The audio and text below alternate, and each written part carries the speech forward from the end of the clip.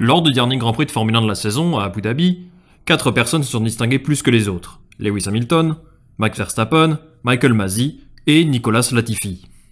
Je ne vais pas vous refaire l'histoire, vous l'avez sûrement tous vu en direct. Nicolas Latifi a eu un impact colossal sur le résultat du championnat du monde de Formule 1, permettant, indirectement, à Max Verstappen de remporter le Grand Prix d'Abu Dhabi.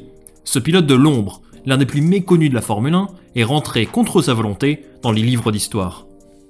Latifi s'est fait un nom le 12 décembre 2021 et a finalement réagi il y a quelques jours aux événements de cette journée, dénonçant le nombre incroyable de messages de haine qu'il a reçus sur les réseaux sociaux. Quel que soit le pilote qu'on supporte, je trouve que les critiques envers Nicolas ont été très dures, puisqu'il me semble évident que cet accident n'est pas intentionnel. Quoi qu'il en soit, je n'ai pas envie de trop parler de ces événements qui ont certainement impacté le résultat du championnat du monde, mais plutôt de rétablir la vérité sur ce pilote dont on ne parle jamais. Pilote Williams depuis 2020, Latifi est un pilote qu'on ne voit que très peu, et pour cause. En 39 Grands Prix, il a marqué seulement 7 points et est un habitué du fond de grille. Catalogué pilote payant, fils à papa et pilote sans talent, souffre-douleur de George Russell, Nicolas bénéficie plutôt d'une image négative et génère souvent l'indifférence. Mais finalement, sait-on vraiment qui il est? Aujourd'hui, j'ai envie de mettre en lumière ce pilote de l'ombre. Qui est-il? Quel est son parcours? Et mérite-t-il sa place en Formule 1? Détendez-vous, on analyse ça ensemble.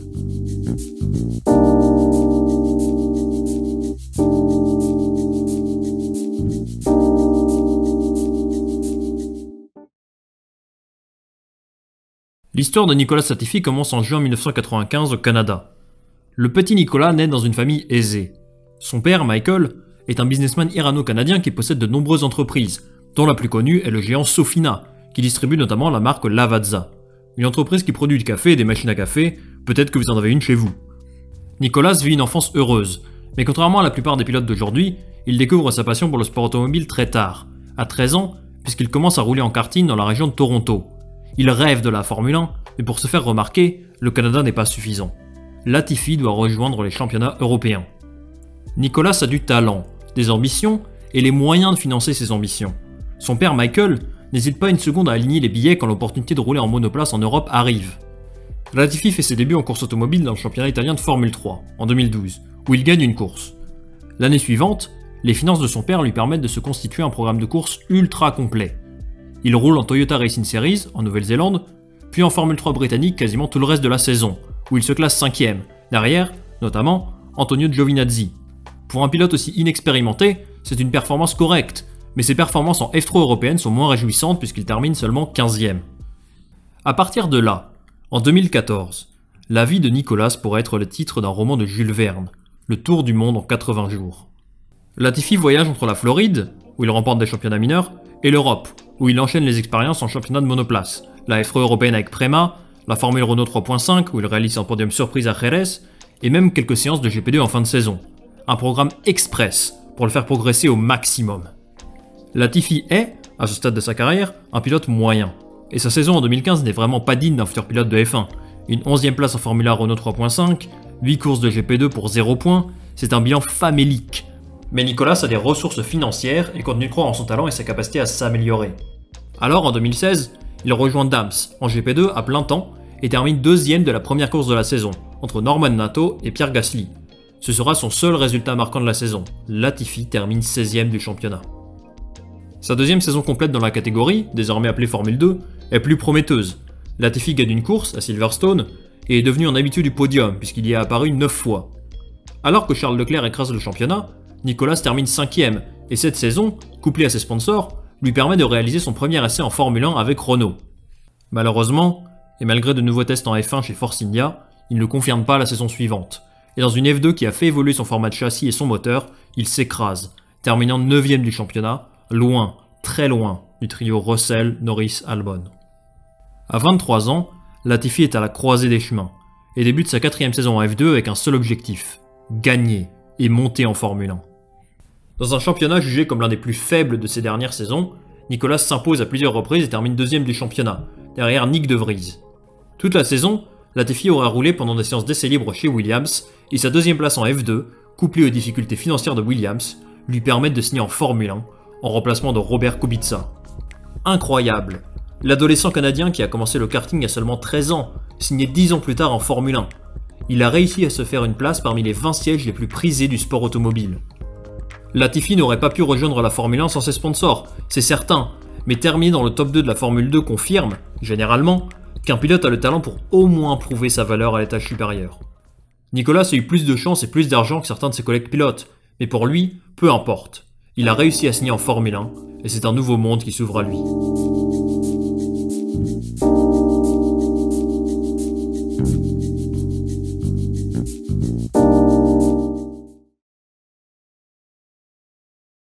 Commencer sa carrière de Formule 1 en 2020, il y a mieux. Avec tout le contexte que vous connaissez, Latifi débute en F1 au Grand Prix d'Autriche, en juillet 2020. Les parents de Latifi n'ont pas été autorisés à assister à sa première course, les tribunes étaient vides, l'atmosphère calme. Évidemment, ce n'était pas tout à fait les débuts en F1 qu'il avait imaginé. Il a réalisé le tour le plus lent lors des qualifications, et a donc pris le départ de son premier Grand Prix en 20e position. Mais 9 pilotes n'ont pas terminé cette course chaotique, et Latifi est resté prudent, à l'écart des soucis en piste, pour terminer 11e. C'est plutôt un bon résultat pour un rookie chez Williams, qui pour rappel, n'avait marqué qu'un seul point en 2019. En 2020, le bilan de Latifi est peu brillant. Il se fait exploser en qualification 16-0 par Russell, ne passe qu'une seule fois en Q2 en Hongrie, alors que son coéquipier éclabousse la F1 de son talent. Pire que ça, le déficit moyen de Latifi par rapport à son équipier lors des séances de qualification sur le sec était le plus important de la grille, avec plus d'une demi-seconde, c'est énorme. Mais si en qualif c'est la cata, les performances en course de Latifi sont meilleures. Il a rarement abandonné et a montré une certaine fiabilité. Sa seule véritable erreur cette saison est sur la piste glacée du circuit d'Istanbul où il provoque un accrochage avec Romain Grosjean. Le bilan face à Russell en 2020 est peu flatteur, mais il a réussi à terminer 3 fois P11 avec une Williams, ce qui est vraiment pas mal pour un rookie. Cela reste à nuancer évidemment, puisque ses résultats proviennent généralement de faits de course d'hiver. Nicolas n'a pas réalisé une saison de rookie flamboyante, et il entame la saison 2021 avec l'envie de montrer qu'il est en Formule 1, pas seulement grâce aux sponsors qu'il apporte. Cette saison, l'attention chez Williams est davantage portée sur George Russell, qui est officialisé comme pilote Mercedes à partir de l'année prochaine et sera remplacé par Alex Albon. Williams montre des progrès cette saison, Russell atteignant même la Q3 à plusieurs reprises, ce qui est absolument remarquable. Latifi est toujours derrière en qualification, même s'il s'est légèrement rapproché de Russell, mais ça ne suffit pas. Williams reste bloqué à 0 points, et ça, jusqu'au Grand Prix de Hongrie. Le moment de gloire de l'écurie arrive lors de ce Grand Prix historique, où Latifi profite du chaos général pour prendre la P7, juste devant son coéquipier, et marquer à la fois ses premiers points en F1 et les premiers de Williams depuis 2 ans. Un moment tellement important pour l'écurie, la délivrance, après 2 saisons si compliquées. Latifi marquera un point de plus lors du meeting suivant, lors du Grand Prix de Belgique, même si je ne suis pas sûr qu'on peut vraiment appeler ça un Grand Prix, pour finalement finir la saison avec 7 points et assurer sa place chez Williams l'année prochaine. Pour sa deuxième saison en F1, Nicolas a montré des progrès et des améliorations. Il est plus consistant et s'est rapproché tout doucement de George Russell, qui, je le rappelle, est un vrai crack. Cependant, si l'on regarde le bilan de sa campagne 2021, Latifi a encore beaucoup de travail à faire pour atteindre régulièrement le niveau de performance de Russell. Et, sincèrement, je ne pense pas qu'il atteindra un jour son niveau. Latifi cristallise donc les questions sur sa présence en Formule 1, et encore davantage à cause du dernier Grand Prix de la saison. Alors, nous allons tenter de répondre à cette question. Nicolas Latifi mérite-t-il, ou non, sa place en Formule 1? On analyse ça ensemble, tout de suite.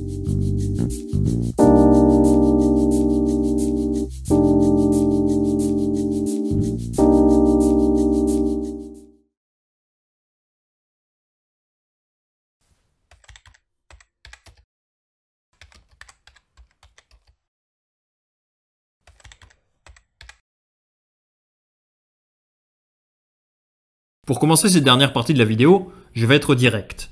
Nicolas Latifi n'est pas le pilote de F1 le plus méritant et ne fait presque certainement pas partie du top 20 des meilleurs pilotes du monde à l'heure actuelle. Si l'on juge sur le plan purement sportif, il y a des pilotes qui méritent davantage leur place que lui en Formule 1. Je pense que nous serons d'accord là-dessus. Dans un monde parfait, les meilleurs pilotes du monde seraient tous en Formule 1 et des talents comme Oscar Piastri participeraient à leur premier Grand Prix l'année prochaine. Mais rappelez-vous, il n'y a jamais eu, en 71 ans d'existence, les 20 meilleurs pilotes du monde en Formule 1. C'est impossible. Les aspects financiers de ce sport sont, par définition, injustes. Il y aura toujours des talents qui resteront sur la touche, alors qu'ils méritent leur place en Formule 1. Alors si vous me demandez à moi, j'aimerais, évidemment, que ce soit les meilleurs des meilleurs qui soient sur la grille. Mais il faut aussi faire la part des choses.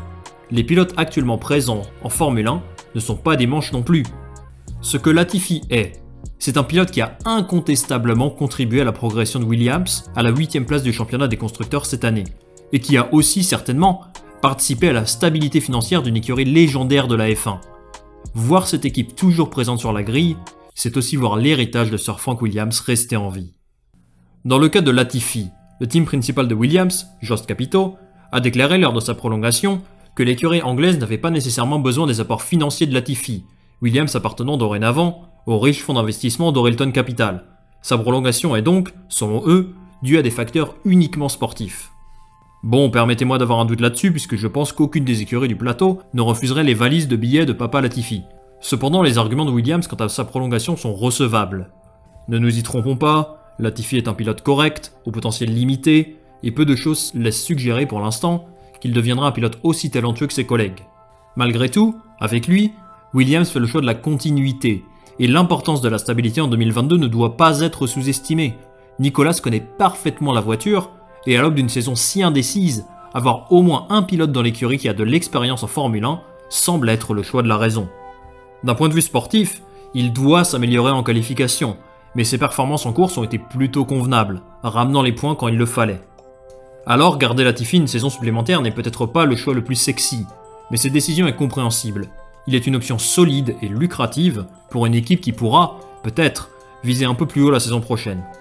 En conclusion, je dirais que s'il fallait juger uniquement la vitesse du pilote, des jeunes comme Piastri, Schwartzman, voire des pilotes expérimentés comme Hülkenberg pourraient mériter davantage leur place que Latifi en Formule 1.